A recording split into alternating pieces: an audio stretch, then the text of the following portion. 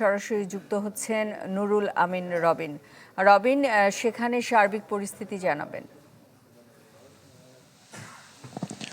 সুস্মিতা, এর আগের খবরে আমরা যেটি বলেছিলাম যে মূলত ঢাকা থেকে বোম ডিসপোজাল ইউনিটের একটি দল এখানে আসার কথা, কিন্তু তারা এখনো এসে পৌঁছেনি। তবে ফরিদপুর থেকে পুলিশের যে ক্রাইম সিন বিভাগের সদস্যরা রয়েছে তারা ইতিমধ্যে সেই জায়গাটিতে এসেছেন এবং তারা সেই বিধ্বস্ত বাড়িটি পরিদর্শন করে গেছেন এবং তারা কিন্তু পরিদর্শন করে যাওয়ার পরেই মূলত বোম ডিসপোজাল ইউনিটের সদস্যরা আসবেন এখানে। তবে আমরা এখনো পর্যন্ত আজকে তারা আসবেন কিনা এ ব্যাপারে কোনো নিশ্চিত তথ্য কিন্তু পুলিশের থেকে পাইনি। নতুন এবং ফিরে আসা গ্রাহকদের জন্য নগদে চলছে ক্যাশব্যাক সহ প্রতিদিন হাজারো উপহার জেতার সুযোগ। হবে আশা আর ফেরা, সারপ্রাইজ সেরা।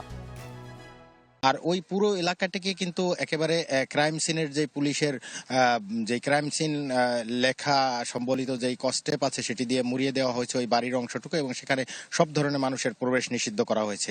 এবং এই ঘটনায় এখন পর্যন্ত পুলিশের পক্ষ থেকে 2 জনকে আটক করা হয়েছে এবং বাকি যারা এই ঘটনার সাথে সম্পৃক্ত রয়েছে তাদের আটকের জন্য পুলিশের পক্ষ থেকে উদ্ধার অভিযান পরিচালনা করা হচ্ছে, তাদের আটকের জন্য অভিযান চালাচ্ছে। তবে পুলিশের পাশাপাশি এখানে কিন্তু র্যাব সদস্যদেরকেও আমরা দেখেছি, র্যাব 8-এর একটি ইউনিট এখানে এসেছেন, তারাও কিন্তু এই ঘটনাটি তদন্ত করছেন।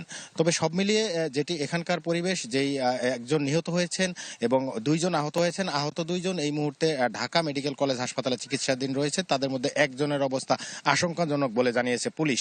আর এই বোম বিস্ফোরণের যে ঘটনা, এই ঘটনাকে কেন্দ্র করে কিন্তু এলাকায় কিছুটা আতঙ্ক বিরাজ করছে। আপনি জানেন যে সামনেই জাতীয় নির্বাচনকে সামনে রেখে কিন্তু ভোটারদের মধ্যেও কিছু মিশ্র প্রতিক্রিয়া আমরা দেখেছি।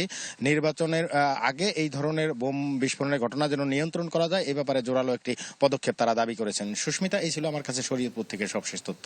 রবিন, আপনাকে ধন্যবাদ। শরীয়তপুর থেকে আমাদের সাথে যুক্ত হয়েছিলেন নুরুল আমিন রবিন।